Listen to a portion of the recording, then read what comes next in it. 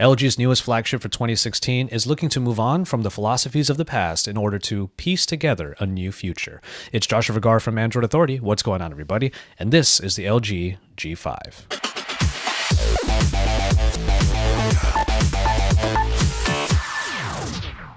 A radically different design is what you see first in the G5, as many of the design aspects from previous iterations are no longer here, and that includes the back button layout as well as the curved bodies and curved displays.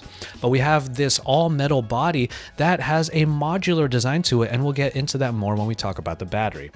But we do see some new design cues here, as the power button is still on the back but now has the fingerprint reader embedded inside, and the volume rocker has been moved to the side. Now this, as LG told us, is so that they were able to keep the phone as sleek as possible. Now this phone comes in at 159 grams in terms of heaviness, so it is actually pretty easy to use still, and with a 5.3-inch display up front, it is a little bit easier to use in one hand. Speaking of that display though, it is a IPS screen that comes in at Quad HD resolution, and as we were able to spend some quality time with the G5, we found the display to actually kind of give a really good experience. It is quite bright, especially in broad daylight, and it manages to be very legible even under the highest of glare. And the always-on display lights up only a certain portion of the display in order to show the time, or a signature, as you can see in the settings, that you can customize. However, it only shows so many characters, so the phrase might actually be cut off. And if you're wondering, the always-on display only will take up 0.8% of the battery every hour. The last thing that's really noticeable on the front of the G5 is a 3D arc glass design, which provides that little bit of a curve on the top, which LG told us is really just for looks, but also makes it a little bit more comfortable to use on the ear when talking. Underneath the surface is a Snapdragon 820, one of the first to come out with this new powerful Snapdragon processor, and has the Adreno 530 and 4GB of RAM to help with all of the multitasking. But all of these specifications are going to help power what will be a brand new ecosystem for the G line. That said, however, we do have a good time with this phone thus far, as we have had no issues with the way that it moves along very smoothly and very nicely.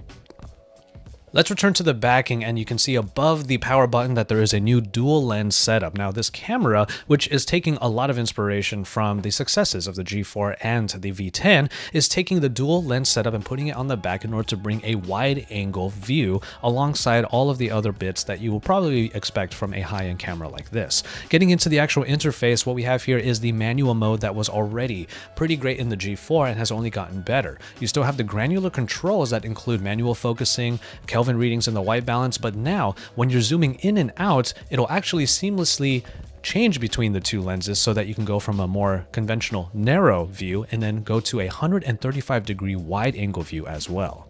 The lenses come in at 8 megapixels for the wide angle lens on the back, 16 megapixels for the more conventional narrow lens, and then up front you have an 8 megapixel shooter. It is a pretty drastic change going to the wide angle view when compared to the regular, more narrow view, and you're able to fit in a lot more. As far as the picture quality goes, we are going to reserve our judgment on this because the software for the camera, we were told, is still not fully final, and we do think that there might be some improvements when the phone actually goes on sale. So we give you these examples more as a preview of what you can expect the quality to be like. If it's anything like the G4 and the V10, we think it's going to be pretty great.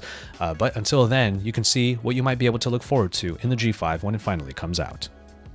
The software is also a very radical change for the G5, as the GUI has been changed to remove a lot of the different features that we probably saw in the G4 and thought were oversaturating the overall suite.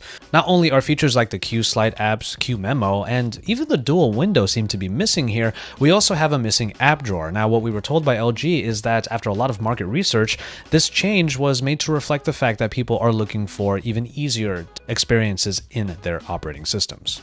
But overall, the experience is quite snappy, and even if the app drawer might take some getting used to not being there, we did find that the interface has gotten a little bit sleeker, a little bit easier to look at, and a lot easier on the eyes because it's not overly bloated with a lot of features we would never use. And finally, we can talk about the hardware. What we have is a 2800 milliamp hour battery here that's charged by USB Type-C and supports Quick Charge 3.0.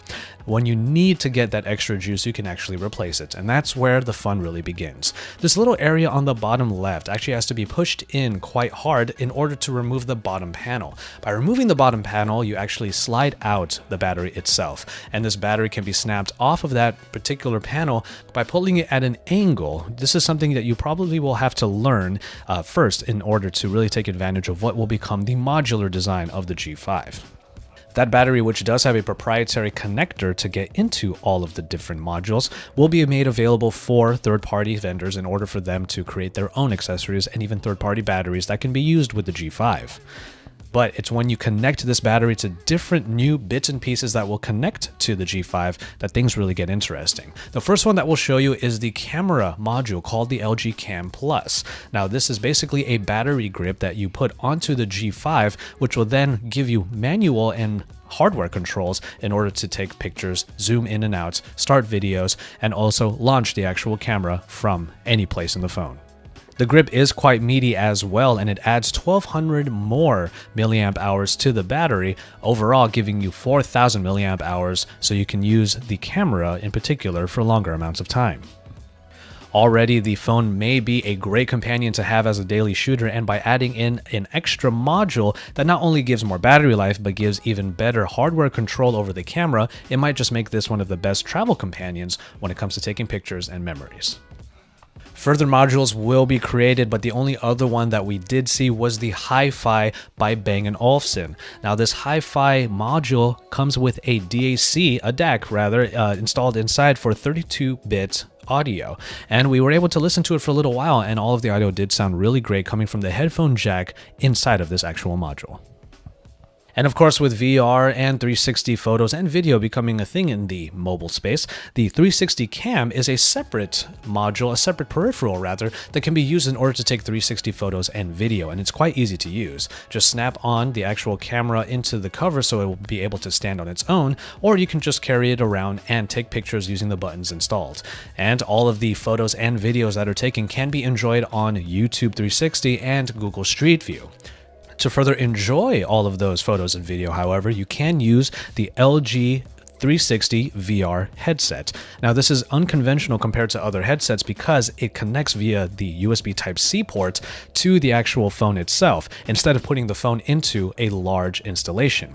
And because it is doing all of the processing via the phone and is able to process a little bit inside of the glasses themselves, they are not only streamlining the VR process, but also streamlining its form. Unfortunately, LG, because the G5 and its new ecosystem are still due to be out in the next couple of months, had no information for us when it came to pricing, but we imagine that the G5 will come in at the usual price for a flagship device, though we have been told that there are going to be bundles with the various modules, which should provide a little bit more of a deal.